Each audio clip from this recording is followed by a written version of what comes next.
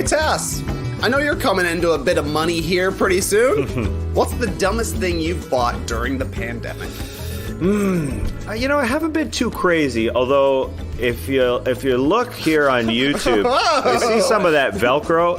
It hasn't been holding up my foam core. Now, there used to be foam core. Whoa! Computer down. You need some Velcro on your computer. Yeah. Computer down. Luckily, I've got foam core supporting it.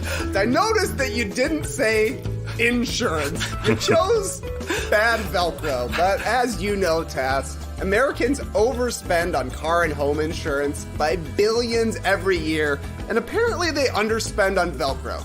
Nonetheless, that's money, the insurance money, that could have been spent on literally anything else, and that's where the Zebra can help.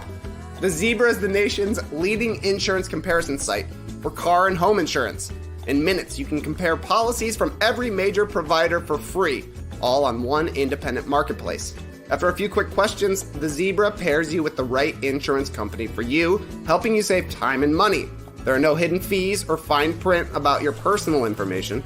And best of all, the Zebra has no stake in the policy you choose. They're just there to find the right coverage at the right price. Make insurance your smartest purchase yet. Visit thezebra.com/nodunks to get your free quote today. That's thezebra.com/nodunks. What's up, buddy? Dab me up. Hey. Just WFH today. You know how it goes. Zoom calls all day. It's kind of driving me nuts. Who got White Claws? Ain't no laws when you're drinking claws. I'm not like a career guy. Like, I'm a friends guy. You know that. Dude, I love this sweater. Is that Nordstrom? I just want to like collab with great minds and like make something effing awesome. Like, Hinge date canceled? God, I am perpetually single. Yo, if Josh posts another selfie, I'm gonna flip. It's like, bruh. I'm just a Jim looking for his pants. new bottle of whiskey there? Don't let me get into that. My Irish side will come out.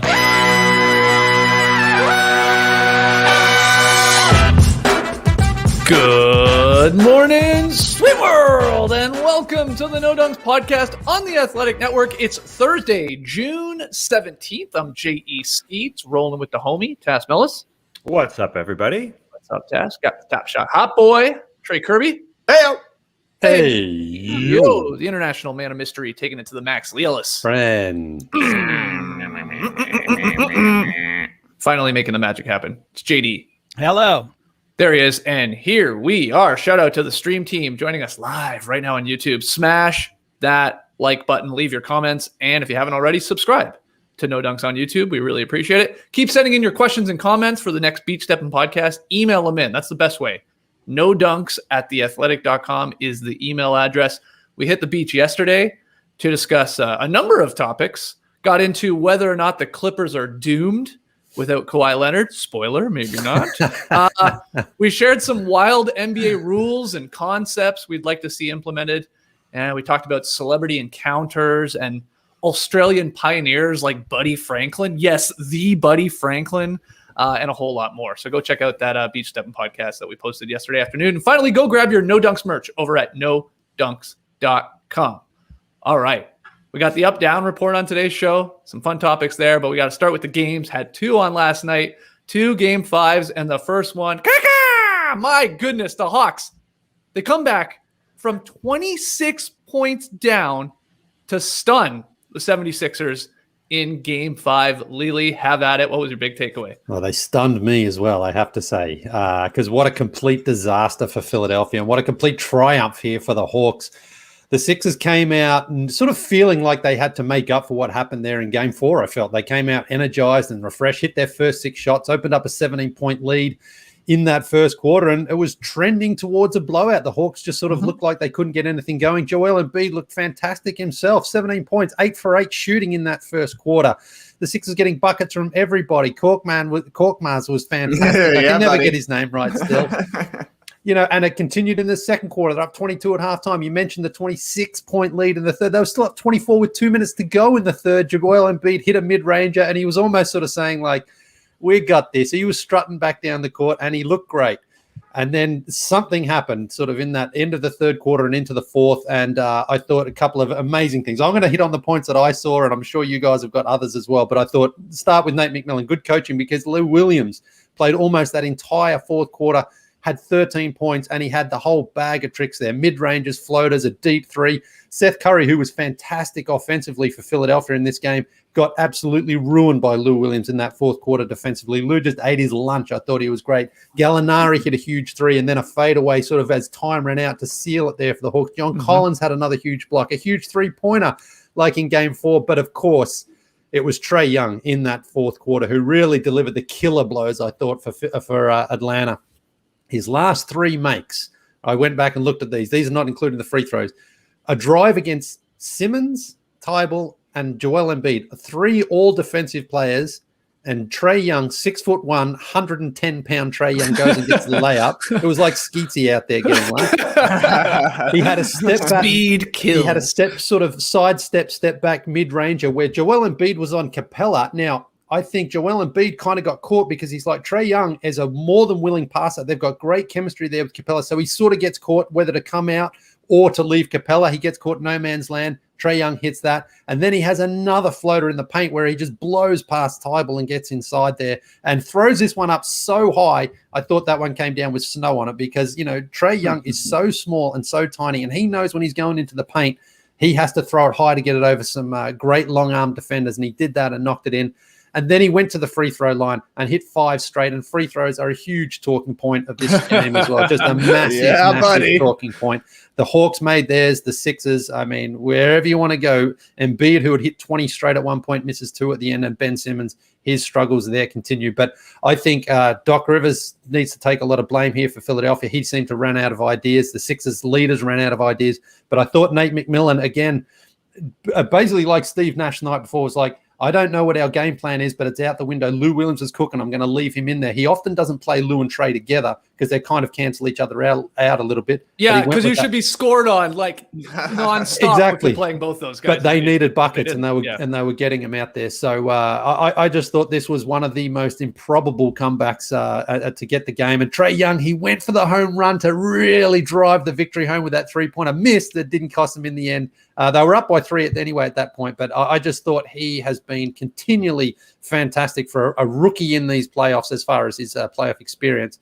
Fantastic stuff, but what an incredible comeback. And now what happens in game 6? I mean, do the Sixers have another fight in them, or do they let go of the rope a little bit? Because that's 2 demoralizing losses in a row for Philadelphia, 2 inspiring victories for the Atlanta Hawks, and just an incredible game last night. I don't know. Well, you guys take it from here. I don't know what else. Death by chocolate is an incredible cake, but death by floater is not the way to go if you're the 76ers. It was giant killers left and right. It was basically like Lou Williams saying, hey, look, the floater is going to be open. Trae Young, go for it. And yeah, I mean, Lou really changed the game. You said he was eating their lunch. He was eating their wings out there, Lee. And what? Lou and Trae both went for 13 points.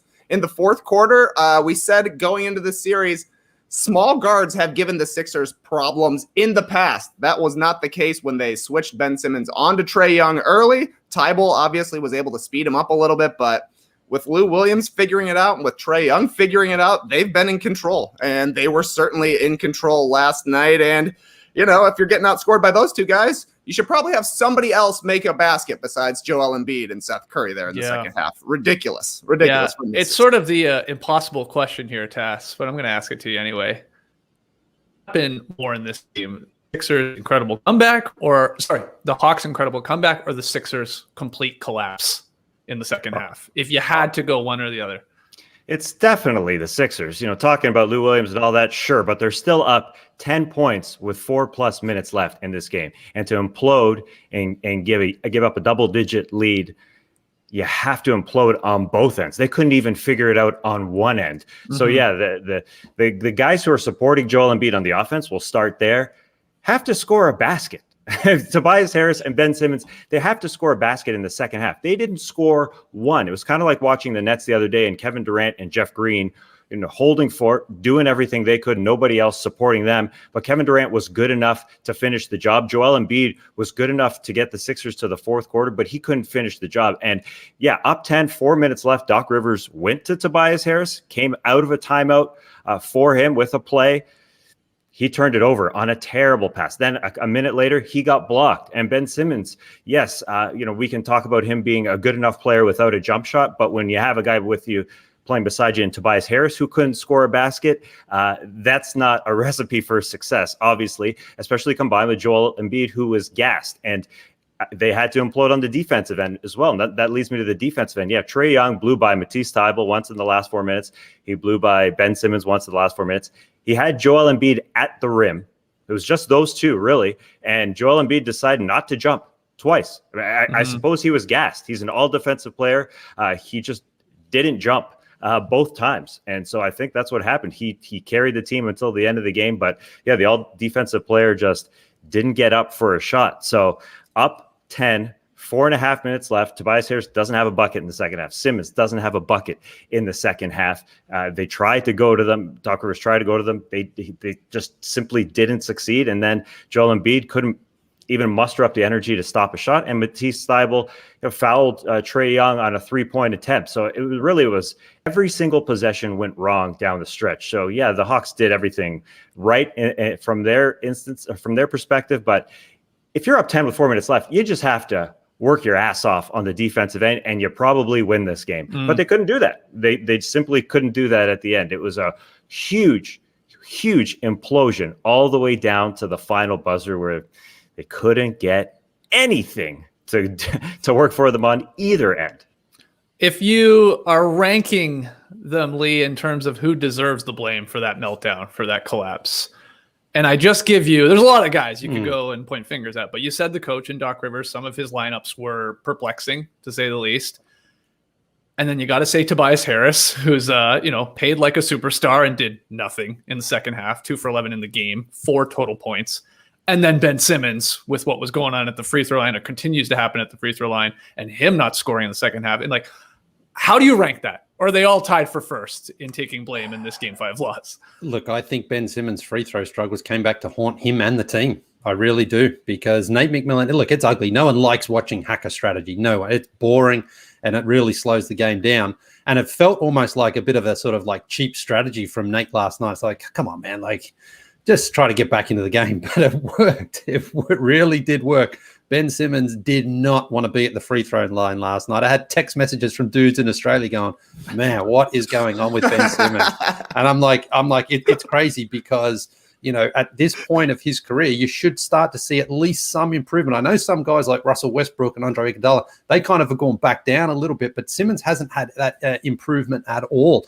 And it's a huge weakness that is being exposed. And Nate McMillan's like, you know what? If this is what it does to just not only put him at the free throw line and miss them, but just disrupt whatever offense they had going as well. Sure, yeah. It works. And so now going into Game 6, and for however long the Sixers are in the playoffs, and maybe they get out of this series, other teams are going to be like, let's just keep on going, because Simmons can't prove teams wrong for doing that. Of course he hits the odd one here and there, but he doesn't go to the point where it's like, we can't get him out of this. They can't stop doing this to me because I'm going to make them pay for it. Until he learns to make teams pay, that is going to be exposed like that. And Doc Rivers says all the right things. I trust him. He's my star, but he put him on the bench in Game 4. And this is what's going to have to happen, I think, in Game 6 as well. It's like, if you can't trust him to get fouled and go to the free throw line, Simmons, your all NBA caliber player, all defensive player, may have to be on the bench, and that's just not a good look. So I think, honestly, that is whoever you want to appoint the blame to, if one of your superstars is being exposed because he can't hit free throws, I think that's a huge, huge problem for Philadelphia going forward. Dish me the blame rock here, Lee, because I'll throw some at Tobias Harris. Tobias Harris, what was he? 2 for 11 last night? Yeah, I mean, obviously Ben Simmons being more aggressive would help. Him looking to be a scorer would put some pressure on Trae Young, would be, just getting some baskets inside. It would be nice if Joel Embiid didn't have to completely carry the team in the first half so that he's not gassed in the fourth quarter. But that, to me, is a little bit where Tobias Harris has to come in. He should be the guy who has a little bit of an advantageous matchup here. John Collins, I think, has done an incredible job. He did the same thing with Julius Randle in the first round. He just denies the ball out there. Like, that's the big key for John Collins playing defense right now, is making it hard for Randle, or in this series, Harris, to get the ball. And then the actions just aren't there. Like, they blow up the first action, John Collins does, and Harris is just happy to wait for maybe a kick out for Joel Embiid, but basically nothing. Doc's getting him no touches. We had said a few times this season, nobody gets more from Tobias Harris than Doc Rivers does. It would be nice to see something from your 20-point per game scorer. Just take a shot. Like, just look to get going offensively, because that should be an advantage for the Hawks. Tobias Harris is usually a solid scorer, but he is just drifting in those games out there, and somebody has to do something besides Embiid. Somebody has to do something besides Seth Curry. Like, Seth Curry is a really good player. He's had some nice games in this playoffs, but he should not be your number one perimeter option. Right. Oh, I know. Yeah, rough game for the Ben Simmons apologists, and I guess Tobias Harris apologists too, who had a great season, great regular season, but yeah, nowhere to be seen in this one, Tass. If you had to pick between those two, who does deserve more blame for this loss? Is it Simmons, the all-star, or is it Tobias Harris, who gets paid like one and is your scorer? I mean, should be your sort of secondary scorer. Well, Simmons did his part at the free throw line when they first intentionally fouled. He banged home both free throws, 4:23 left. Crowd going crazy when he made them. Yeah, the second one, they were very, very surprised that he banged home that second one, so they went nuts. Yeah, and then at the other end, Joel Embiid gassed, so Trey goes right by him and scores. Then they go back the other way, and Joel Embiid gassed, so he chucks up a three-pointer. It doesn't go in, and at that point, Nate McMillan said, "You know what? Ben Simmons is banging at him home, so we're not going to foul him." And then Joel Embiid bailed him out. And then the Sixers come back. They decide, the Hawks do, you know what? We probably got to try this again. I don't think Ben's going to bang them both home. So he misses them, and then he goes 2 for 4. And then, Doc tried to get Tobias Harris going after that. He gave him the ball, 3:15 left, out of a timeout. Out of a timeout, you expect something good to happen. But Tobias Harris, literally, he just, I don't know, it was like a deer in the headlights. He just forced a bad pass to Joel Embiid. It was a terrible turnover in a very, very key moment. And so the Hawks gained momentum there. And then later on, another one, Tobias Harris just in the lane. I got to chuck it up with my left hand. Got the snot blocked out of it. So Tobias Harris just didn't look like anywhere near the perimeter threat that he should have been. And combined with Ben Simmons not being that, it really was Jeff Green and Kevin Durant out there when Seth Curry and Joel Embiid, the only guys to score a basket in the second half. Ben Simmons can be fine if he has a guy beside him who can score enough. That's what it came down to. And Matisse Thybulle looked like he was sort of a deer in the headlights as well out there when he touched the ball, and when he was on the defensive end, even to really, really, really screw up there, jumping into Trae Young. On the same day when the rules committee is looking at trying to change those jump attempts into guys, they're talking about that for next season. Trae Young got a huge foul there on Matisse Thybulle. So it's just really. What did you think about that call, Tass? Implosion. That's I assume you don't think that should be called a foul, did you? Trae does the thing where he jumps completely into him. And Thybulle's trying to say, I was here, but I was standing here. I didn't go at him. He came at me. But what do you think about that call? Yeah, it's. I think they got to change it for next season. According to the rules this year, it's a foul. Yeah. We've seen it a billion times, but it's a terrible foul. You got to put blame on Doc Rivers too, just for everybody to sort of look the same way, to not be ready to finish the game, to not execute a freaking offensive play at the end of the game, to not have somebody else score.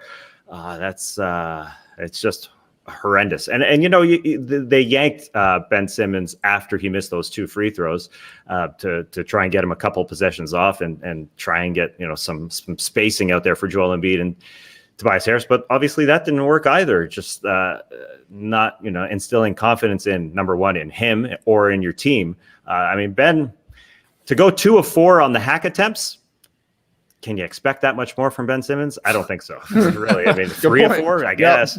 But that's not bad. Yeah. But 4 of 14 is not good.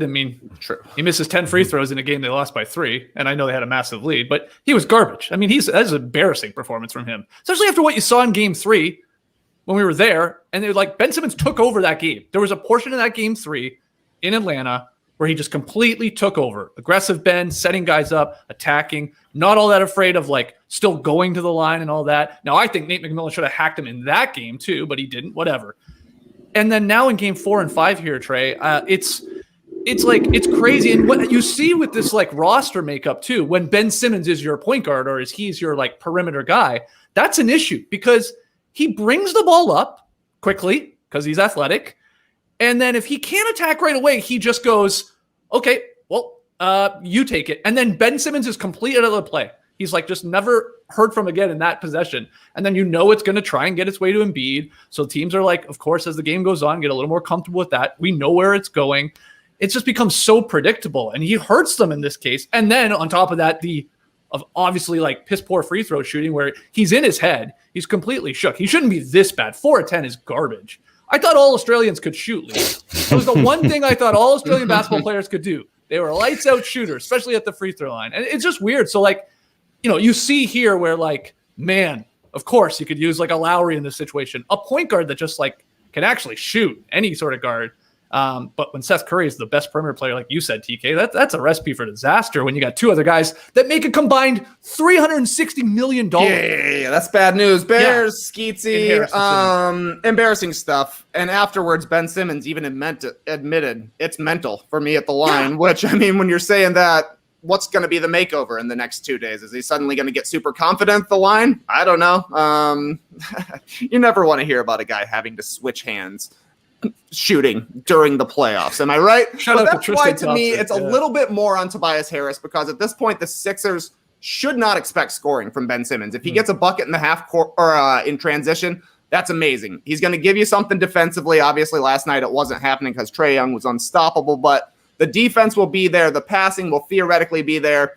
Maybe you're scoring in transition, but Doc Rivers runs out these all-bench units, and Tobias Harris is the one scorer out there, and the team goes scoreless. Like, that's the guy whose one job on your team is to get a bucket, and you can barely even get him an open look. It's just, I don't know. I mean, a lot of that is on Simmons as well, like putting pressure on the defense and then maybe getting a kick out for a wide-open Harris 3 or something like that, but one of the two has to do something to score in the half court, and it's most likely not going to be Simmons. If he can find a way to contribute in game 6, then the Sixers are going to have a chance, but they need something besides Embiid because as we're seeing, the load is just a little bit too big for him right now. He's not able to carry a team for 48 minutes. 40 minutes, no problem, but the last 8 have been a problem so far.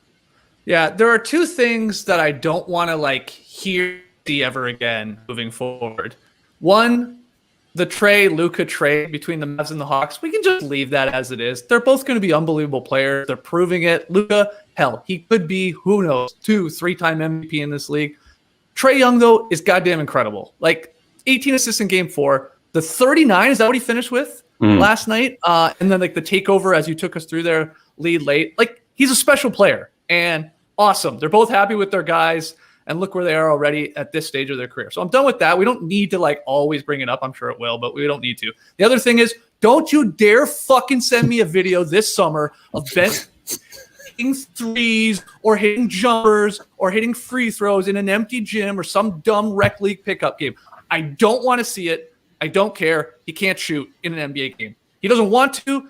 At the line or from the perimeter, of course. So we don't need to see that, and we don't need to get excited about it on Twitter because it's going to be coming at some point, Lily.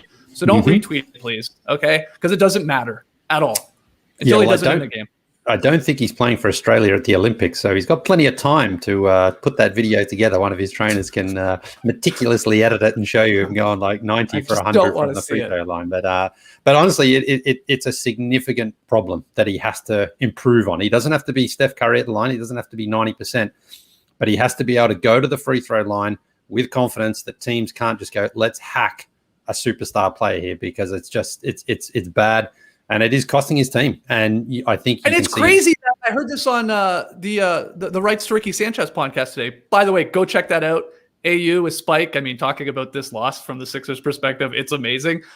But this is your point guard in Ben Simmons. It's one thing if it's your center that's struggling 50%. It's that's okay. You can probably survive because their center's money at the line. That's the funny thing. Yeah, exactly. Well, exactly. Right? But in a close game, I think they were saying it's like, you usually get it to your point guard. He's usually the best free throw shooter on the team. You feel most comfortable with the ball in his hands for not turning it over and then getting fouled and going to the line. And it's like the complete opposite here with the point guard, Ben Simmons. Like, this is the guy that should be able to, like you said, Lee, what do you want from him at this point? 75% is not asking a ton, of course.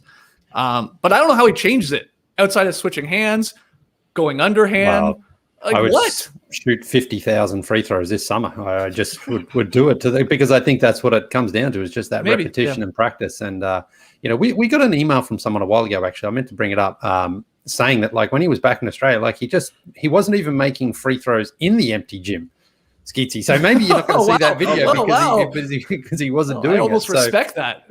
Dwight Howard's never missed one in practice. But I look at guys like Tony Parker as an example. The reason I bring him up is because the Spurs nearly moved on from him and got Jason Kidd because they couldn't trust him. Jason Kidd, not a great shooter, but just a better player at the time. But Tony Parker worked his ass off to become a very effective mid-range shooter. Remember that little one just from the side of the free throw line? He knocked that in. That became cash for him, and he knocked in his free throws. So he just showed, simply by working hard, he improved himself as a player to the point where it was like, that's great. So that's just an example where Simmons doesn't have to be a three-point shooter. He just has to find an ability to shoot something, whether it's a mid-ranger, the floater consistently, and then go to the free throw line and knock them in. Knock in, honestly, 3 out of 5 right now. That should be the goal. 60%, I think. 30,000 out of 50,000. Yeah, exactly. Start there. So, but I just, for a guy, with all the physical and athletic gifts he has, he shouldn't be as bad as he is at the free throw line. Mm-hmm. Anything else to add, Task, to this game here? We thought this series was over, if we're all being honest. I think we all thought, Sixers look good. The Sixers. 2-1. Yeah, maybe that's the problem. Especially in games 4 and 5 when they had massive leads. I think you're right, Task. So, I know we're piling on them, trying to lay blame at whoever's feet deserves it on Philadelphia. I hope we gave enough love there to the Hawks because, John Collins, what's happening here with the 19-11, that huge block that ended up going out on, I guess, was it Harris, right? That tipped it. And it hit out of bounds before then John touched it, so it went the other way. Like, that was huge in that point of the game. Atlanta stayed up 1, if I remember correctly. What's so funny, what's happening here with John Collins, like, we talked about his contract, right? Like, what does this guy get? What does he deserve? And it's like, on one hand, you're like, and I think this happened with John. He's like, well, I got to be a 22 and 15 guy. The ball's got to come through me. And I think this happens with young guys, right? And like, you're like, I don't know. You're probably not that, okay? Like, that's not maybe you. Do this other stuff. Do all the little things, the dirty things, the hustle plays, like you said, the prevention defense, Trey. Obviously hit a 3 and stuff like that. And he got lucky on that one where he banked home a little bit. But do the dirty little things, and you can make a ton of money in this league because there's so much value in guys like that. So it's sort of cool, I think, as this playoff series has gone on for the Hawks here over these 2 series with the Knicks and now the Sixers.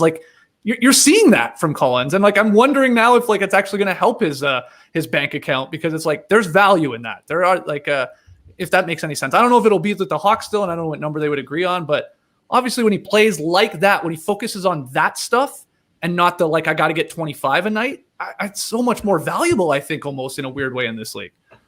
It's gonna be interesting because I think he's the longest tenured Hawk at this point, right? And now he is making his first appearance in the playoffs. And like you're saying, Skeets, he's doing the little stuff. You can make a ton of money going 20 and 10, but you can also make a ton of money being willing to do the dirty stuff in the playoffs. And kind of something we didn't expect from John Collins. He struggled, I remember, through the first 2 games. He's kind of like, what's this guy doing? Turns out he just focused on playing defense and being a two-way player here. And now it's going to be even harder for the Hawks or to say goodbye to him if he wants to go somewhere else because he's showing up in the playoffs the very first time. He's got some tenure here. He's obviously a nice match with Trae Young, and you like being able to run a guy who has a little bit of a modern game. Nobody's necessarily saying that John Collins is going to be an all-star. It's certainly a possibility, but he can stretch the floor. He can put it on the floor. He can score inside. And as we're seeing here, he can actually play a little bit of defense. Another guy I would tip my cap to, Onyeka Okongwu, maybe the best rookie in the playoffs so far. He was great against Dwight Howard there in the second half. I think he ended up with 6 points and 5 boards, a plus 12 in just a handful of minutes. He's been contributing offensively. He looks like he's going to be the next Clint Capella whenever Clint Capella, is past his prime. Impressive stuff. Yeah, Tass, anything else to add to this game and moving forward? I mean, I guess do you still believe the Sixers can win down here in Atlanta on Friday night with Lee Ellis in attendance, standing room only, having a Peroni? Lee thinks so. Mm. Lee's nodding. He's I'm saying I'll be down right at the now. Fortress. Yeah. Okay. I mean, we gotta go. Gotta go. Yeah, I think it feels like a Doc Rivers up 3-1 series lead, and then the team just falls apart. I know it's just up 2-1 in this instance, but two huge leads in Game 4 and Game 5. It wouldn't be surprising to see the Sixers get out to that lead again, but for some reason in the fourth quarter, they just stopped working. I mean, there was again perfection from the Hawks side. Like John Collins banked home a 3 with 5 minutes left to make it an 8-point game. Dwight Howard and George Hill missed bunnies in the fourth quarter when they were going up against Onyeka and Kongwu. Like they just couldn't seem to figure it out. Like the bounces were going the Hawks' way, but it really was disappointing. Was Embiid not jumping when Trae Young had 2 layups with under 4 minutes left. It's just odd. Harris and Simmons got to help. I mean, I don't know what other way to put it. Dwight Howard might want to outplay Onyeka and Kongwu at some point in a second half. I don't know. It's a real conundrum. It's like we sat back and watched the Clippers lose 3-1, and it's an implosion really. And so Toby has got to be better. What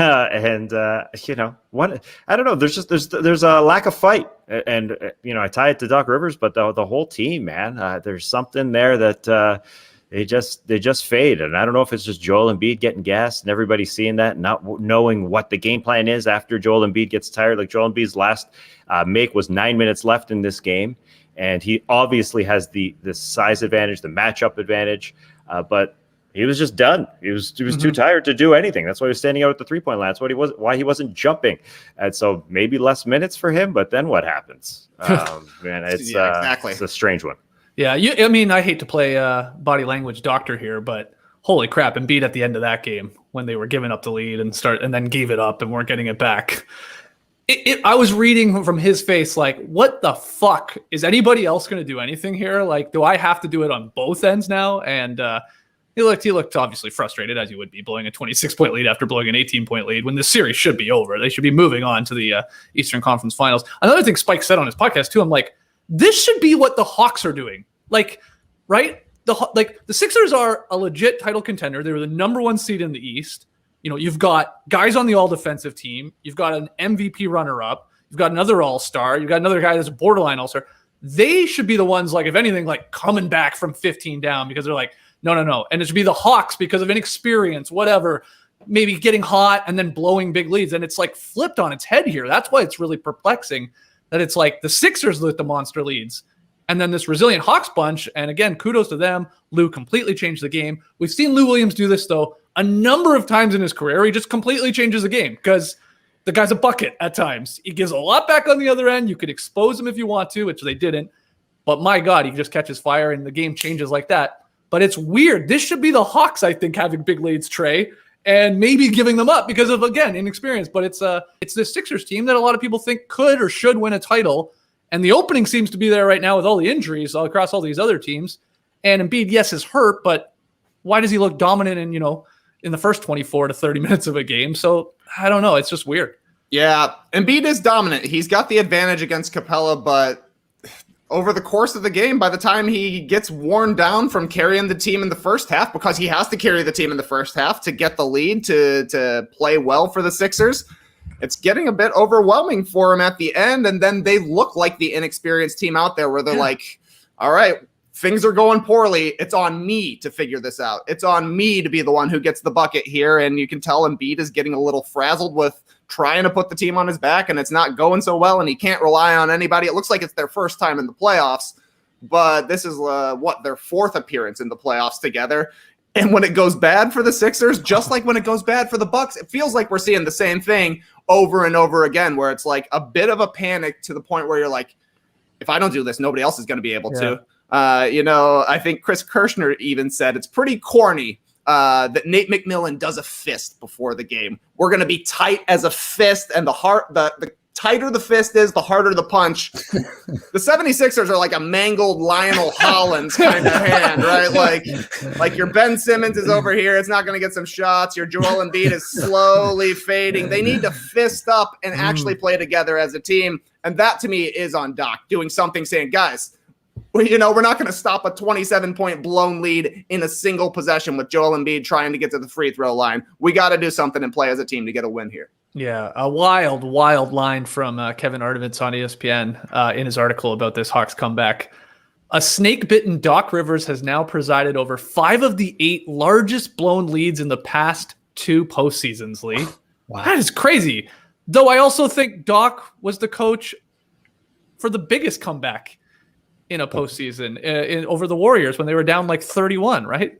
The Clippers were, if I remember that correctly. So it's, weird. I mean, very high highs with Doc and low lows, I guess. Yeah. It's a very strange stat though there from Arnovitz. Yeah, that's doesn't look good on Doc if it keeps happening to him. But I do sort of think he sits on his hands a little bit in that fourth quarter. He didn't seem to. I mean, maybe that's why the fingers are all mangled. I don't know what he needs to do to you just get someone else to get a runner play to get someone else a basket. But again, a lot of this falls on Tobias Harris, who I've been critical of him because in the playoffs he hasn't stood up, and so far up to about game 3 or 4. In fact, in game 3 he was really good. He has been really important for the Sixers, but he went in those crucial moments last night and back to game 4. He leaves it short. He gets timid. He doesn't attack, and he doesn't seem to have that same sort of confidence in himself. And he has to step up now huge in game 6 here in Atlanta, because he's a bit of a pendulum swing for them. When he plays well, they tend to play better. But he hasn't delivered in the important, fourth quarter stretches of the last 2 games. So, man, what happens to this team if they go out in 6? If they go out in 6, how can there not be moves? How can Ben Simmons not be traded? Or I don't know if it's Tobias that takes the blame. You can't run it back again. No, I don't. There's no way. I don't think There's no way. This would be terribly disappointing. The Hawks are a good team. They're not like oh my God, this team is a juggernaut. We can't beat them. They should be beating them, and they were. They have been. They were. Just can't close and look what you were saying before as well. Like, since coming into the starting line, they're basically playing 4 starters right now. The Hawks, because Kevin Huerta hasn't really adapted to that role. Solomon Hill wasn't very good. DeAndre Hunter is out for the entire playoffs. Cam Reddish is out, so they've still got 2 young draft picks as well that they expect to be much better.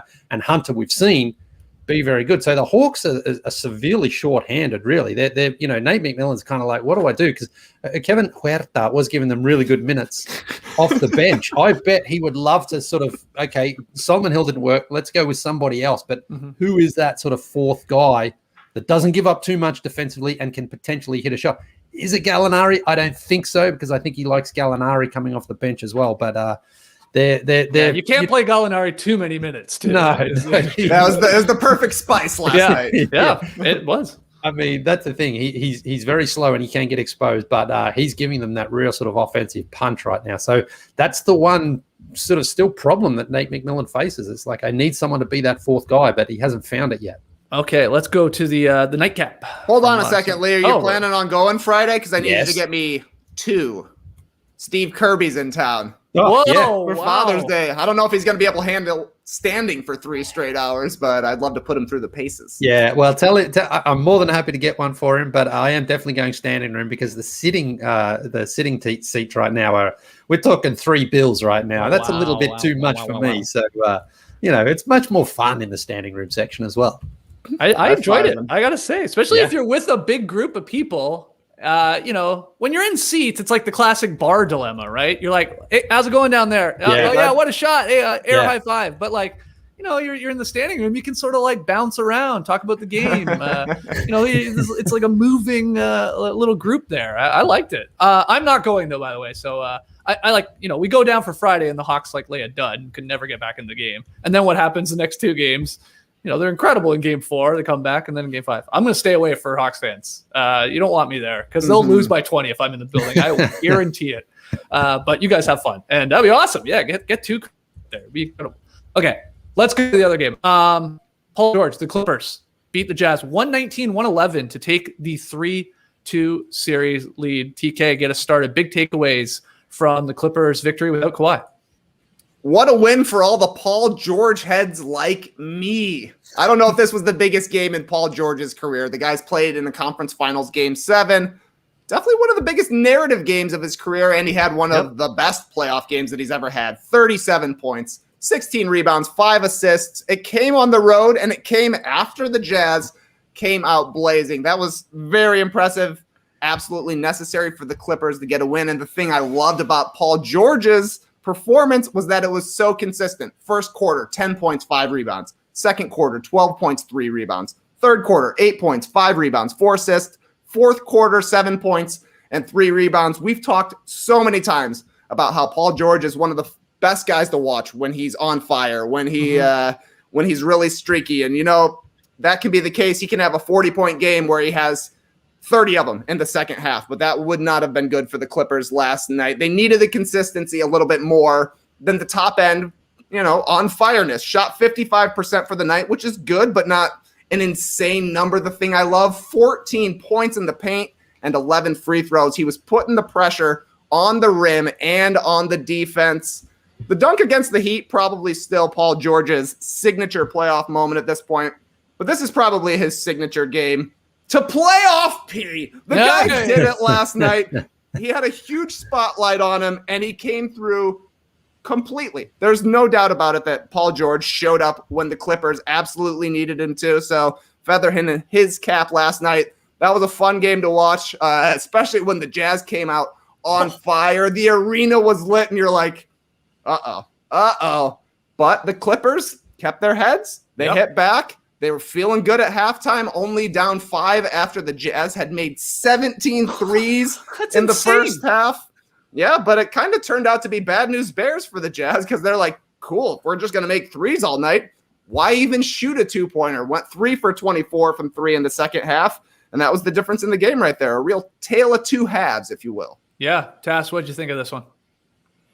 What a frickin' squad. I mean, to go into Utah and to not let up all the way throughout the game, even when the Jazz were raining down shots, it obviously starts with Paul George. He felt good. I think he felt like it was his signature playoff performance, like something that he's been sort of, missing the last few years. Like he sort of broke through the tape. If he's saying, hey, mom and hey, dad in his post-game interview, he feels pretty freaking good. Yeah. That he can be a vulnerable playoff P there and say hi to mom and hi to dad. But all the guys all the way down the stretch. I mean, to go into Utah and to win despite Utah shooting more threes, banging home 23s, they had to go and steal this game, and they did. Like down the stretch, like Terrence Mann, that huge shot over Rudy Gobert. Then Reggie Jackson going into the chest of Rudy Gobert. Marcus Morris, obviously monstrous with 25. And that was, all those guys needed that. They needed to do that for them to get the win. It wasn't a game that the Jazz lost. It was a game that the Clippers went in and stole. They shot 50, 40, 85 from the line. You have to do that in a tough place, like to win it, like in Utah. I guess they're waiting for Donovan Mitchell to show up at the end to kind of save them.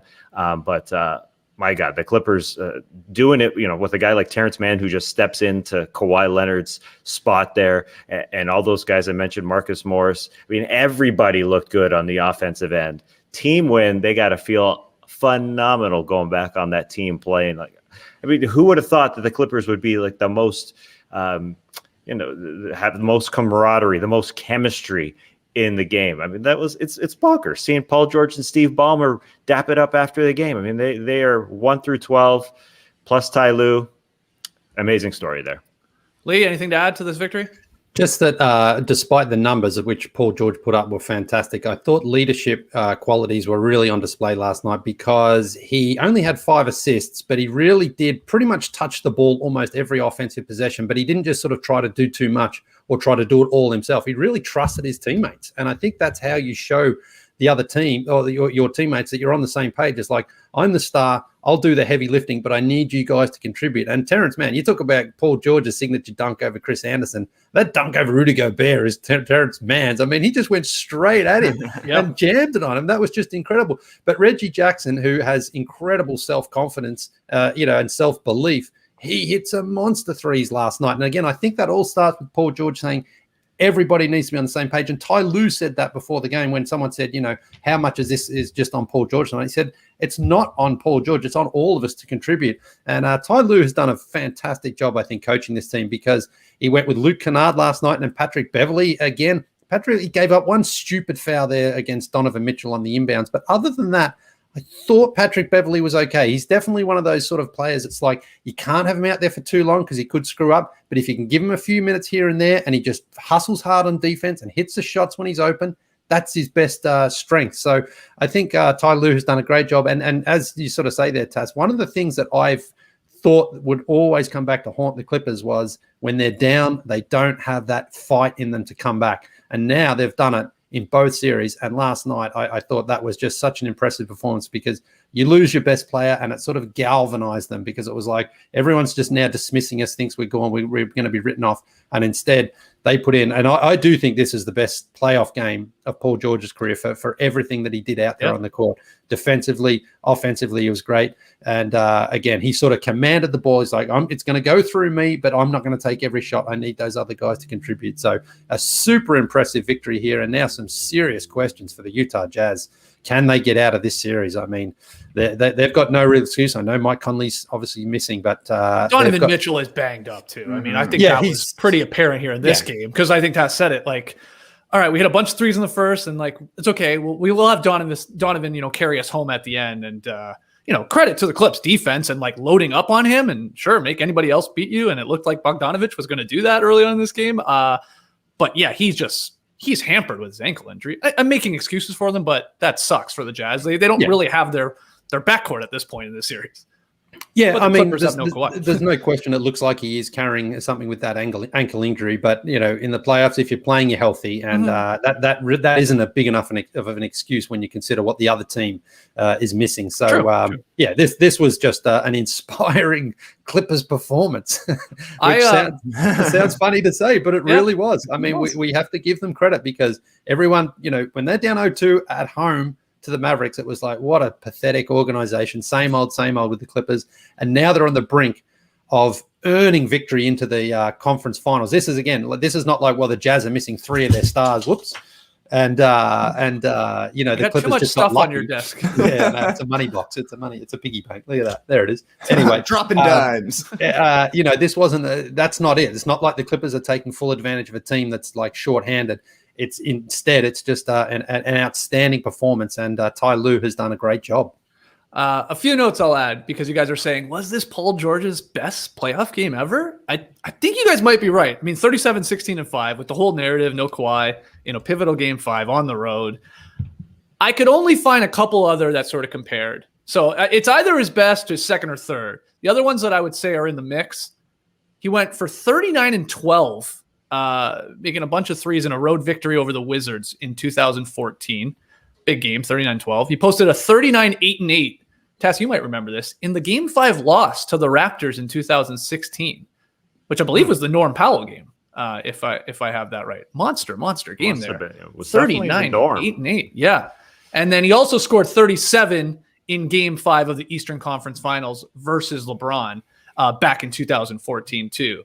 So those are some monster games, but look, 37-16-5, when you're the go-to guy, like you said, Trey, just consistently, the MJ, like, hey, just get 10 sort of every quarter type thing, and it all adds up. He was awesome throughout the game. I thought the Jazz sort of lost the game in the second quarter when they had a 9 or 10-point lead because they had hit a million threes and had a couple possessions to really take complete control of the game before the half. And they had some turnovers, some bad misses. And then Paul George, in that stretch, go back and watch sort of the end of the second quarter. He managed to keep them, I guess, within 5, if that's what you said there, Trey, going into the half. Like that's when he was attacking. He missed one inside, but got the rebound like twice and like then was sort of flexing a little bit. He was instrumental in keeping the Clippers, just within striking distance at the half. And then my only final note is like, this sort of felt like if you look at the Game 5 KD masterpiece with the Nets and the contributions he was getting from Uncle Jeff and from Blake Griffin, it was like that game, but like toned down, which is so perfect because we were just joking yesterday that Paul George is like the greatest player or the greatest third team player of all time because he has the most all NBA third team selections. Because it was like that, PG playing the role of KD, but toned down. That's fine. It wasn't 49. And then, Marcus Morris, sort of a toned down version of Uncle Jeff and what he did because he had 25 points, 10 to 16 from the field, a lot of threes. And then Reggie Jackson, I guess, playing the role of sort of Blake Griffin there with his big shots and timely shots with 22, but like a toned. Well, that one's more even, I guess, with Reggie did. So, yeah. Do you think PG showed his third team All-NBA after every basket? Yeah, PG third team, we're now calling him. He was awesome. So it was a great game. It was an impressive victory. I feel bad for the Jazz with basically having a hobbled backcourt or one of them not even playing, but we'll see what happens. I mean, just when we think we figured out these series, the opposite comes true. The opposite thing happens. So It's very weird, though, to be like the Jazz have to figure out how to play defense in this series. Yeah, it's weird. Why is that the case? It's the superstars are getting whatever they want, whether it be Paul George or Kawhi Leonard previously. Reggie Jackson can get a shot off anytime he wants to. And then there are wide open threes for the rest of the Clippers as well. I was told the Jazz were a good defensive team. That's where they make their money. That's their basis of their team. That's their identity. And they're just not able to get stops at all. And that is the crazy thing to me. They've been turned into a three-point shooting offense-only team. And that's not their identity for the past 5 seasons. They got to get back to it in Game 6 if they're going to have any sort of a chance. 50 minutes in. My God, do we like basketball or what? Let's take our first break to hear from our sponsors. Over the weekend, we saw lots of throwback videos, photos from the Raptors celebrating their championship wins. Skeets, I think you even put up a couple there because what an emotional time it was for us, seeing the joy of seeing the Raptors claim a title, but that was offset by the realization that we're also out of a job. And while things have turned out pretty well, better than we could have expected here at The Athletic, for a couple of months there was some uncertainty. We didn't know if our show was going to continue and in what format, but for me in those months, I fired up the old LinkedIn account and I hadn't really been paying too much attention because we were in a great spot there. But I was really impressed with what I found. So many different ways of getting your name out there, connecting with other people in the industry, and just seeing what opportunities are out there and seeing what other industry leaders are up to as well. And while the No Dunks crew is off the market, if you're an employer, LinkedIn has a network of 740 million professionals, meaning you're pretty likely to find the right candidate for your position because you can narrow down the candidates with targeted screening questions to get your role in front of the most qualified candidates with experience, skills, and motivation you need. It's easy to use simple tools as well to filter and prioritize the top candidates you'd like to interview. LinkedIn Jobs will help you hire the right person for your role, and your first job post is free.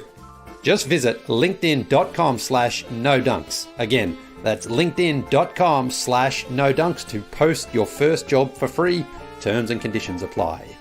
I know some of you are sleeping on some saggy old mattresses at night, and you deserve better than that. I know some of you are sleeping on some saggy old mattresses right now while you're listening to this podcast, and you deserve better than that. You got to give yourself an upgrade. Helix Sleep has a quiz that takes just 2 minutes to complete and matches your body type and sleep preferences to the perfect mattress for you. Why would you buy a mattress made for someone else? That doesn't make any sense. With Helix, you're getting a mattress that you know will be perfect for the way you sleep. Everybody's unique, and Helix knows that. So they have several different mattress models to choose from. They got soft, medium, firm mattresses.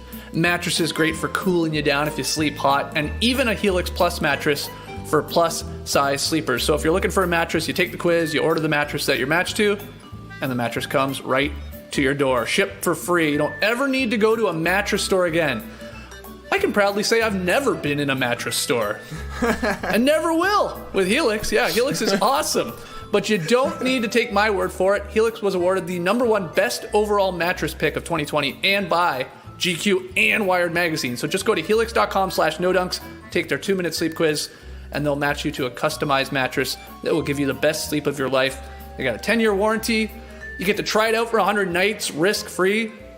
They'll pick it up for you if you don't love it, but I know you guys will. And bonus, Helix offering up to $200 off all mattress orders and 2 free pillows for our listeners at helixsleep.com/nodunks for up to $200 off and 2 free pillows. With Masterclass, you can learn from the world's best minds anytime, anywhere, at your own pace. You can learn how to take photos from Annie Leibovitz, increase your appreciation of wine with James Suckling, or learn the athlete's mindset from Wayne Gretzky. Wayne Gretzky doesn't teach you how to drink wine, although he does have his own wine line. I love your wine, Wayne! With over 100 classes from a range of world-class instructors, that thing you've always wanted to do is closer than you think. I recently took RuPaul's class on self-expression and authenticity. I've never known what to do with my hands when taking photos. I know you guys are in the same boat. We get on the red carpet at the NBA awards show. What do you do with your hands? I put them in my pockets because I don't know what to do with them, right? But RuPaul said, that makes you look like you've got something to hide. Don't do that. He taught me a simple first finger with your thumb or middle finger with your thumb. It kind of looks natural. It might feel a little awkward to do it right now. It does look natural. It feels awkward. The no dunks gang signs. Yeah, but you just throw them down by your sides and it looks totally natural in photos. Okay. He knows what he's doing. I highly recommend you check out Masterclass. Get unlimited access to every Masterclass, and as a No Dunks listener, you get 15% off an annual membership. Go to masterclass.com/nodunks. That's masterclass.com/nodunks for 15% off Masterclass.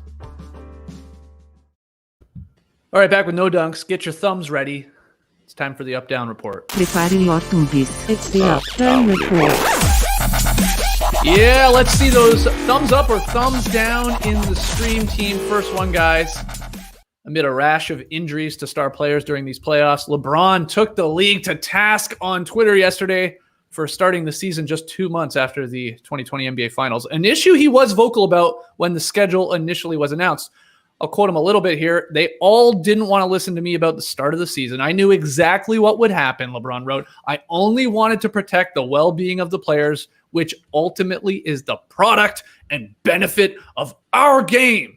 And he went on to say in some other tweets, if there's one person that knows about the body and how it works all year round, it's me.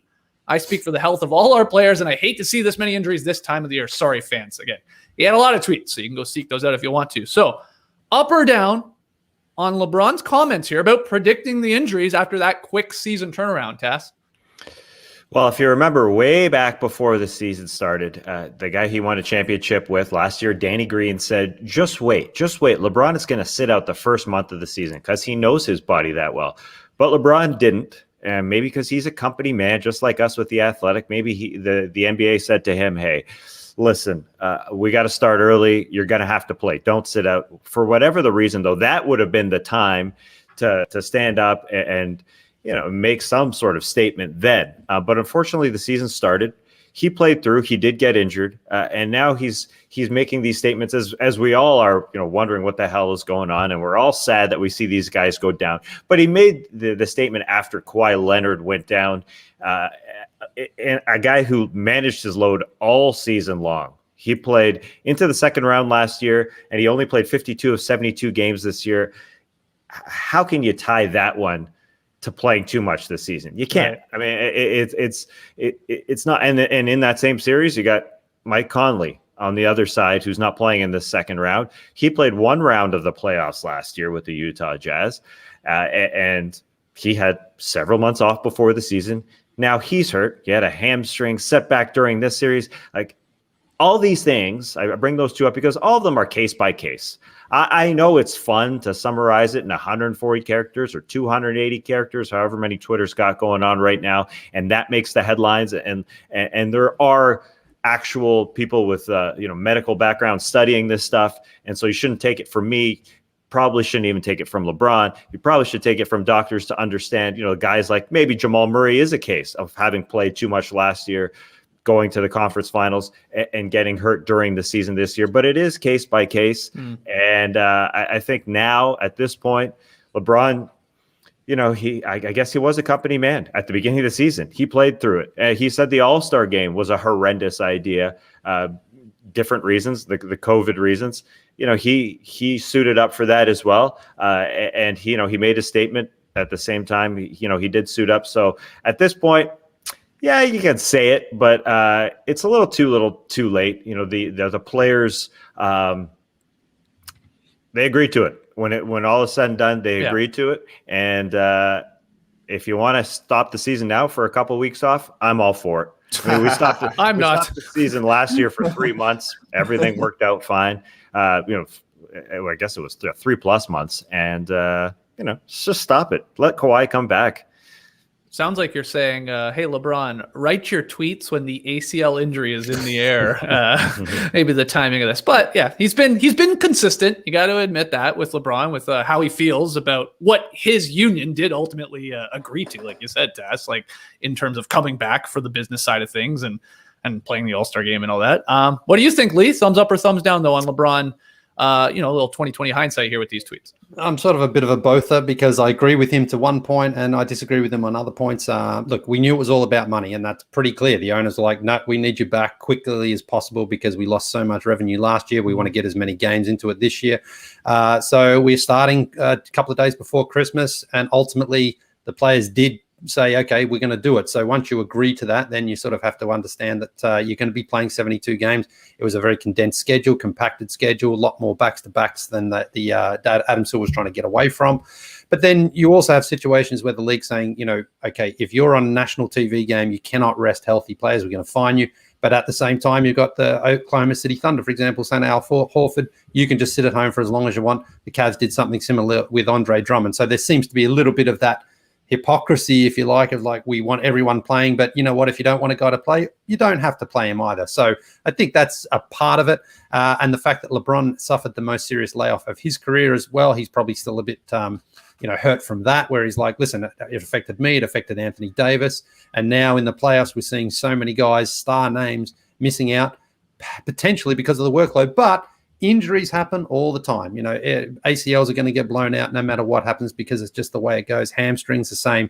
These things have been a part of professional sport forever, and they will continue to be. So I think that's sort of where I don't agree with LeBron, but I also think, look, this schedule this season was definitely crazy, and I think there probably has put a little bit more pressure on players to get out there and perform when they would normally get a bit more rest. So I think he's got a case in some parts, but I also sort of think maybe not as well, because injuries are just a part of the game.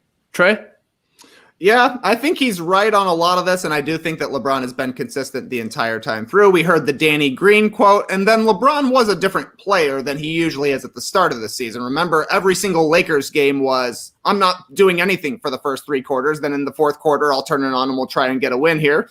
About a month into the season, after the preseason part of the season, which technically was in the regular season this year, LeBron turned it on, and he was back at LeBron powers, and then he went down with an injury, so I think he is this has been his story for the entire season, and I think that the condensed schedule certainly is having an effect. Like Kawhi Leonard got hurt in the playoffs. He did load manage the entire year, but he also played 8 playoff games in 16 days or something like that. Yeah, that's true. That's something that condensed. Yeah, exactly right. It is condensed here in the playoffs, which are the most intense games, and the schedule obviously backs up a little in the playoffs as well, but it seemed to be a little bit overdrive, and so many big names have gotten hurt, and LeBron had said his stuff in the past. How is he not going to take a little bit of a victory lap here? How much of an effect has it had? I don't know. None of us really know, but I think it has had some sort of an effect, having these games just jammed very close to each other and having to ramp it up from, not having the same sort of layoff that you're used to. So there's got to be some sort of an effect, but I don't know. It was a tough spot for the league to have LeBron dunking on the league, even after all of the injuries that have happened. But, as the stream team is saying, would he be saying the same if he were still going? Who knows?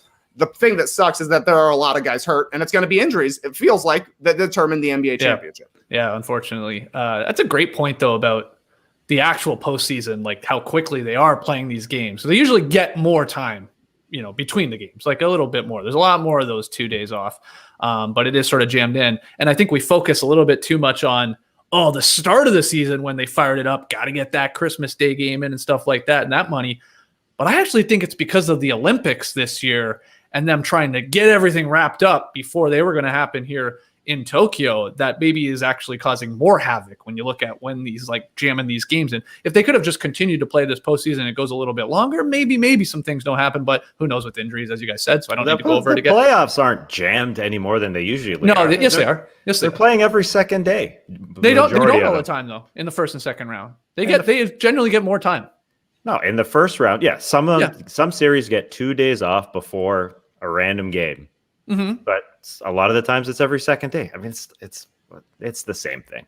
It's really the same thing. Okay. There have been series in the first round where there was 2 days off. Playoffs have been the same. The exact same. You think the window of dates from the start of the postseason to when it's supposed to end is the exact same as it always is? I think so. You're telling me it's not. I think it's a little shorter. But maybe I'm wrong. Anyway, injuries suck. Next one, Hornets guard LaMelo Ball was named the NBA's Rookie of the Year on Wednesday. It was great timing. Ball topped finalists Anthony Edwards and Tyrese Halliburton to win the award. Third player in Charlotte history, Lily, to win Rookie of the Year honors. Can you name the other two? Larry Johnson. Yes. And Taft loves this other player. Emeka Okafor. There you go. Yeah, he's Bobcat. Yeah. That's right. Sadiq Bey, the only other rookie to even garner a vote, as we show you here on the stream team, the voting results for ROI. So 84 first place votes. Trey, are you up or down on LaMelo winning Rookie of the Year despite missing 21 games?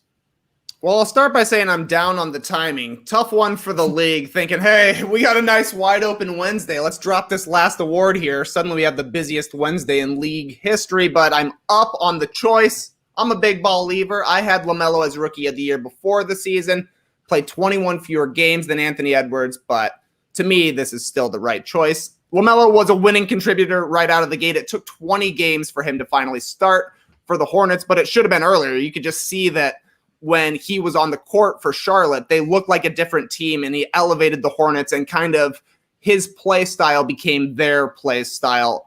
Once he finally got into the starting lineup, LaMelo went 20 points, 6 rebounds, 6 assists for a month. Only LeBron and Luka Doncic had done that previously as teenagers. Then he broke his wrist, came back at the end of season. Wasn't totally the same, but he finished at 16, 6, and 6. Solid percentages from the field, 44. Field goal percentage, 35 from 3, 75 from the line. He had highlights from the preseason to the end of the season. And Lee, I saw the shirt you got. This is incredible stuff. Is this the first time that 2 Rookies of the Year in the same jerseys, in the same number, have actually won the same award? Wow. I don't know. I haven't gone back deep into it, but pretty crazy stuff that, Charlotte number 2 teal is going to be an iconic jersey for basketball fans in the 90s and now for basketball fans in the 2020s as well. What's also crazy is LaMelo Ball created history that will probably never, ever happen again. He became Rookie of the Year 2 years in a row because he was the Rookie of the Year in Australia, and now he's Rookie of the Year in the NBA. So that's something that's never happened before. Not even Buddy Franklin can say that. Exactly, yeah. I mean, look, the only question was whether or not he was going to get punished for missing those games, really, because he was the standout from the start. I mean, he had highlights. The Hornets were winning. He was incredibly fun to watch. He didn't sort of hit the rookie wall other than, of course, missing those games. And, the shot wasn't too bad. He was a great passer. He played defense. Eric Collins probably helped his case because he had so many incredible highlights that people tuned in for that. But I will say Anthony Edwards at least made the race somewhat exciting. He had a very strong sort of second half of the season there. And he also showed that, he was a deserving number 1 pick. I mean, the Wolves won't be disappointed. They've got a legit sort of star in waiting there themselves. So, that's a question. This draft was like, who is the number 1? There was 3 or 4 guys who could potentially be it. And I think, James Wiseman started off well there for the Warriors, but LaMelo Ball was overall the standout rookie. So well done, well deserved, and very excited to see that he's been able to live up to the hype so far and see what he's got in the next couple of seasons for us. Tass, were you shocked at all by how many first place votes LaMelo got in the end? Like 84, pretty significant out of the 100. I think some people thought it might be a little closer between him and Anthony Edwards with Ball missing those games. What did you take? Yeah, I agree with some people. I thought that it would be a lot closer. But I'm looking forward to year 2. I think LaMelo was fantastic this year. Anthony Edwards came on a little too late. So second season, I'm looking forward to seeing who will be the best player of those 2 guys. I think Anthony Edwards' ceiling is a little higher, and he showed that in the second half. But LaMelo, the Hornets have to be hugely happy that they got that guy at number 3, that he fell to them at number 3. And I'm looking forward to James Wiseman in year 2. I think, he had some serious ups and downs as a rookie, but that always helps out going into year 2. I think he's not going to fade away. Some guys fade away from the difficult the injuries and not being part of the rotation, be put to the bench and all that. But I think he'll bounce back. So we got a great rookie class. Yeah, Ball was awesome. I was skeptical. I wasn't all that impressed with highlights I was watching in Australia, I'll tell you that. I was like, really? This guy? And he was awesome. He was absolutely incredible. He was coming off the bench, too, and to the point where they're like, you better start him. He should be playing for you. And then I forgot that the Hornets got as high as number 4 in the East standings at one point. And then Ball gets hurt. Gordon Hayward gets hurt. And, sort of the season falls apart then. They make the play-in tournament or whatever. But that was pretty amazing. He was awesome. Not only the numbers, but, contributing to a winning team.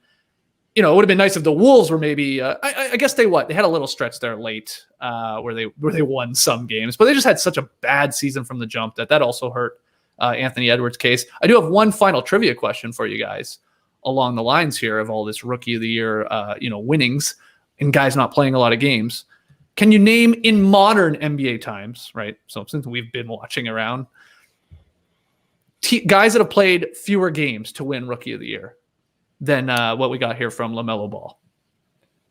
What's his name? Oh no, Embiid.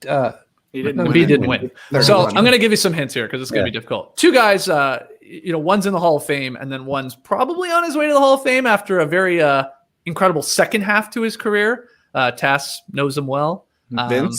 Vince played 50 games in an 82-game season, and he won. And then the other guy, Hall of Famer, sweaty man, big guy. Patrick Ewing? Yeah, Patrick Ewing only played 60 games in his 82-game season. And then Ball is tied with Kyrie Irving just below those guys. I think I'm playing in whatever it is, 51 games. But Ball has the shortened season because of COVID, and then Kyrie had the shortened season because of the lockout there in 2011. Yeah, Xavier McDaniel, when I had him on Pop and Packs last year, still salty that Patrick Ewing got Rookie of the Year because I believe Xavier played all 82 games, put up good numbers. But you know what? It was New York, man. They wanted the Knicks. They wanted the Knicks to have Rookie of the Year. East Coast New York bias. Coming through. Vince was the lockout season. Oh, he was lockout season too. Yeah, that's correct. Yeah, that wasn't said in this article. It's a great point. Okay. But he only played 50. I think he played all 50. Yeah, 50, yeah. Okay. Then that's my bad. Good catch. That's also on you, ESPN. That's on you. I was taking you at your word there. Final one here. According to The Athletic's NBA reporters, Damian Lillard and Draymond Green are among the initial commitments to Team USA for the Tokyo Olympics this summer.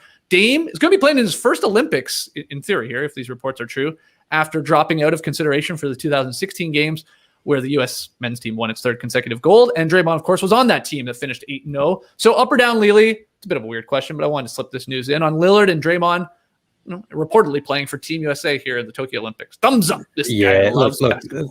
In the 2019 FIBA World Cup, the US team rolled out a couple of players like Mason Plumlee, Brook Lopez, Chris Middleton, Marcus Smart, solid NBA veterans. Their biggest star was probably Donovan Mitchell, even though he wasn't quite the star he is right now. I think it's so important to have the biggest names possible representing the USA because it's like Brazil in soccer. You want to see the big names. Now, I know LeBron's already said he's not playing and a few other guys as well, those super big names. That's all right. LeBron's played in the past. You don't have to play every Olympics, but Lillard, I want to see there. Steph hasn't committed yet. I hope he plays. I just think it brings something to the tournament when the best NBA players, the best American players are all like, I'm in. Now, if you're injured, you get a pass. That's fine. But otherwise, I'd love to see guys there because it just makes the tournament so much more special.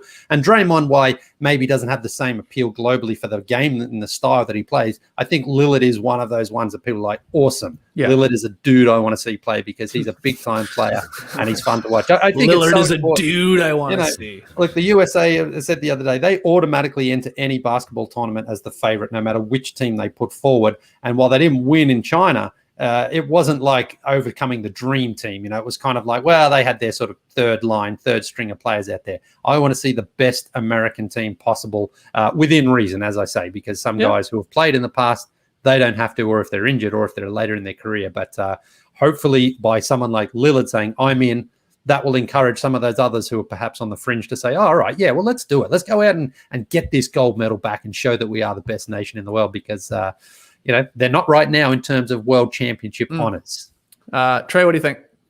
Yeah, I'm like Lee. I love seeing a Damian Lillard saying yes to the team. And for Lillard, he's got to see the writing on the wall that this is a huge opportunity for him to maybe be the star of Team USA's team, considering we know that LeBron is not going to be playing. Anthony Davis isn't going to be playing. My guess is that a lot of the stars end up saying no here, and maybe Lillard is the star of the team in his first Olympics team and wins the gold medal. But that's the weird thing to me, is I'm a little bit down considering that we just went through a bubble season. We just went through this season where LeBron is saying the shortened off season has caused a ton of injuries. And now if you're choosing to play in the Olympics, you're choosing to shorten your off season again before heading into next NBA season, which is going to start basically on time. So I'm up as a Team USA basketball fan, but if I'm the Warriors, and especially if I'm the Blazers, I'm a little bit down on this. I mean, you're not going to tell Damian Lillard, don't go play in the Olympics,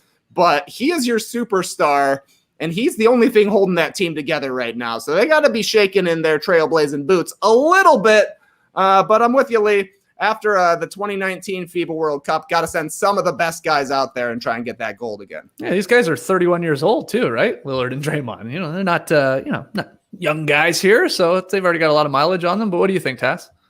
Yeah, I'm with Trey. I think we've kind of seen the limit on guys who are going to go, like guys who are either didn't make the postseason, like Draymond, or guys who made the first round, like Damian Lillard. Like, I think that's the sort of the extent of it, because I think LeBron's words carry a lot of weight. So guys see that, hear that, and say, probably not going to extend it too far. I think, you should be worried if you're a Blazers fan, because Damian Lillard, did hit a bit of a wall this season, even though he was absolutely incredible.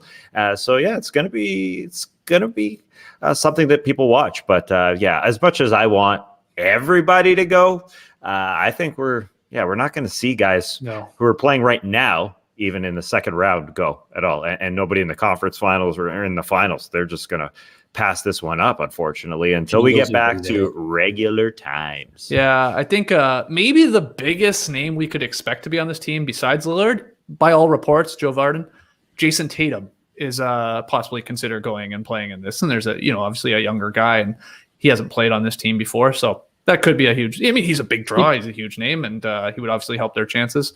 He played at the World Cup. In the World Cup. Yeah, but I meant Olympics. Olympics. Right. We'll see. Can we get FIBA Melo playing in Team USA again? Go for another gold? Maybe Lillard will get him there. Sure. Yeah. Why not? Olympic legend. Bring him off the bench. You need somebody to knock down a couple of threes in the second half. Melo's good for it.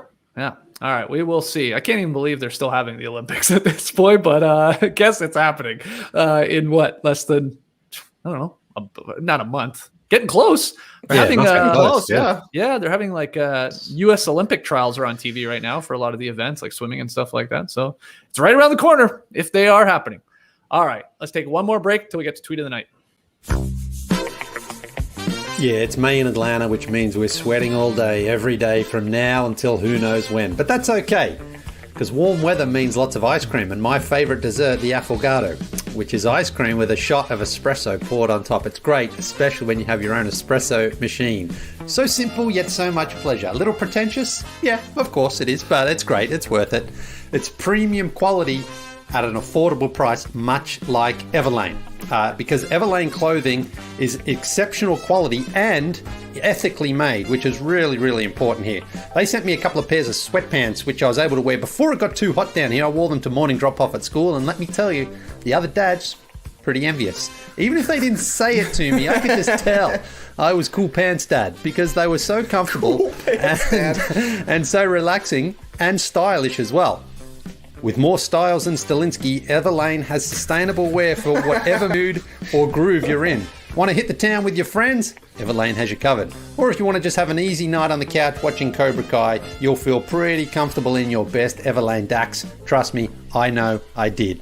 Go to everlane.com/nodunks and sign up for 10% off your first order plus free shipping.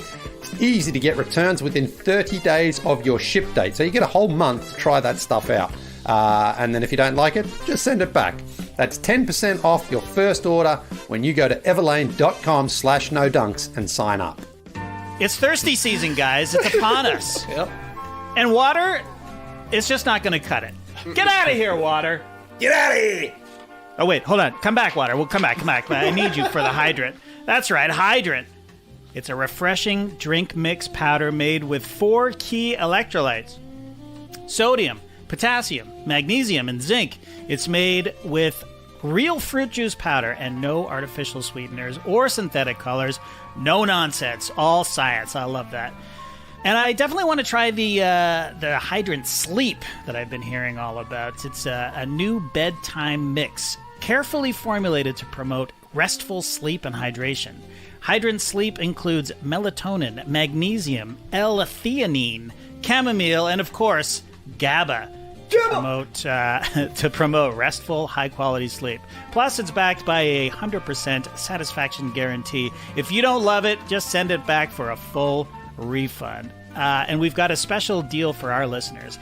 To save 20% off your first order or subscribe and save 30% off your first subscription order, go to drinkhydrant.com/nodunks or enter our promo code NODUNKS at checkout. That's drinkhydrant.com/NODUNKS and enter promo code NODUNKS for 20% off your first order. drinkhydrant.com/NODUNKS and enter promo code NODUNKS to save 20%.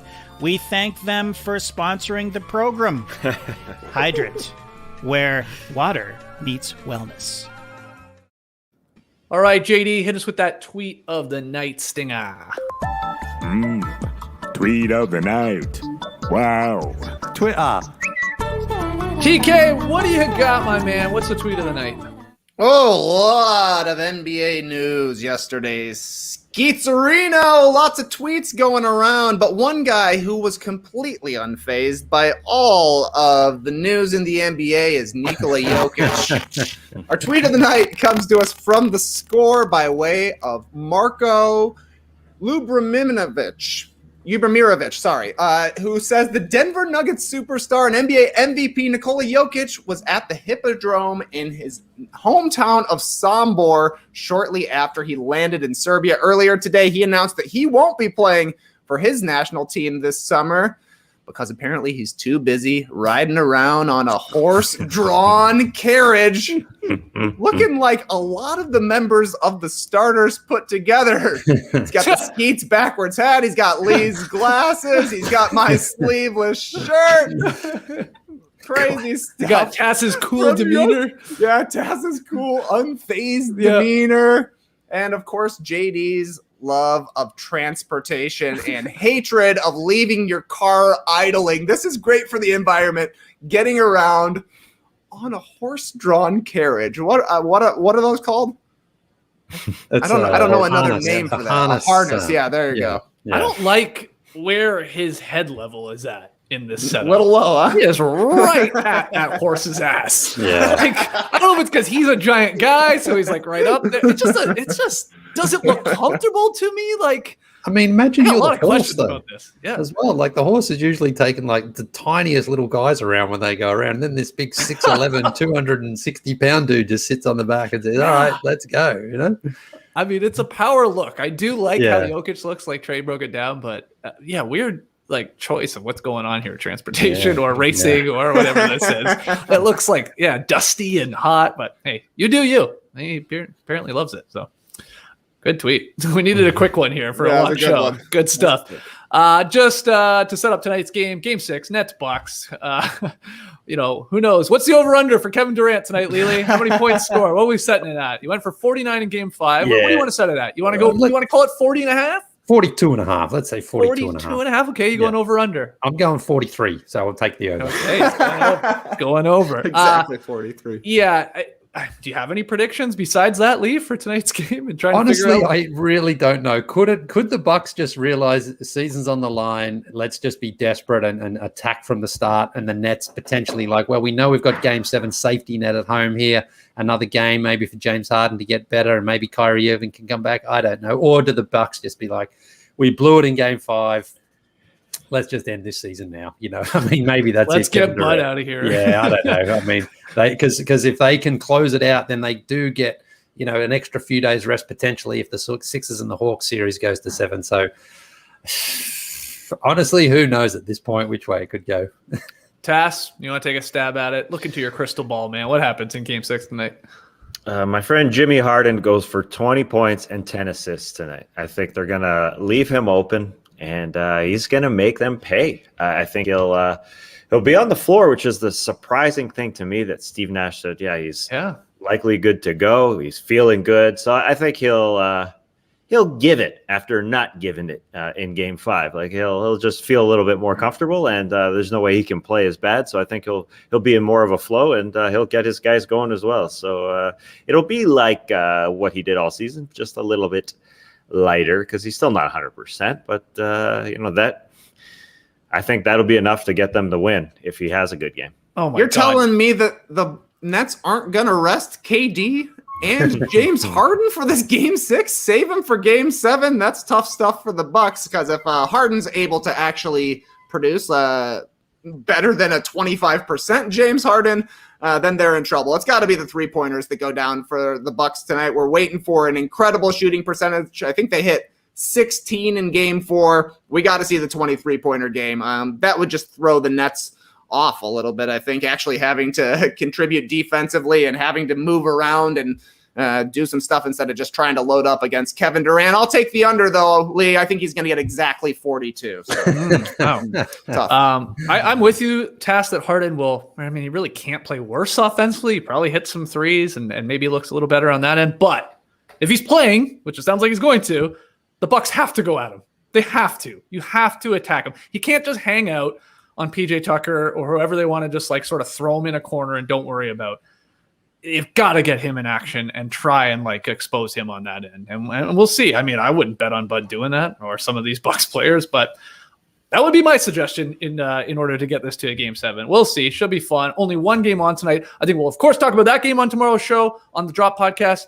And we'll talk about all of these coaching vacancies and which one is the most enticing, which one is the least enticing. If you were a coach, which one would you be trying to get your hands on there? So we'll break down all of that, whatever else news happens, because as soon as we stop recording here, there will be 8 gigantic pieces of breaking news in the NBA. They're going to go back to back. Just watch. So we'll be back on Friday to break it all down. Subscribe to The Athletic. Go to theathletic.com/nodunks. If you haven't done that already, go get your No Dunks merch over at nodunks.com and keep your emails coming. nodunks@theathletic.com to email your questions and comments in. Fun, long shows. Clipper Bros. You heard it here first. Have a great time. Turn up. Love you guys. Awesome. Thanks for joining us. And remember, nobody really knows what's going to happen in the NBA. The Bucks are going to the finals. Probably not. Embrace the day, people.